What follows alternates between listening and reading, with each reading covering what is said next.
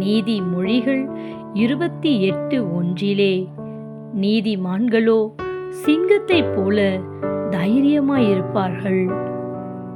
இன்றைக்கு அநேகருக்குள்ளாக தைரியம் என்பதை பிசாசு குலைத்து அதைரியத்தை கொண்டு வந்து விடுகிறான். உன்னால் முடியாது, உனக்கு இது சரிப்படாது என்று சொல்லி அநேகரை குழப்பி அவன் வாழ வைத்து விடுகிறான்.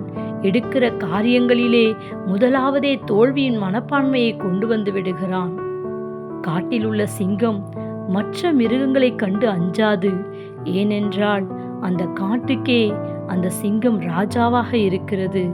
இன்றைக்கும் தேவனுடைய பிள்ளைகள் யூத ராஜ சிங்கத்தின் பிள்ளைகளாய் இருக்கிறபடியினால் தைரியமாயிருந்து காரியத்தை நாம் நடத்துவோம்.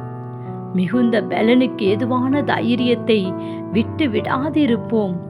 நீதிமான் 7 முறை விழுந்தாலும் திரும்பவும் எழுந்திருப்பான். நீதிமான்களோ சிங்கத்தைப் போல தைரியமாயிருப்பார்கள். Have a nice day. God bless you.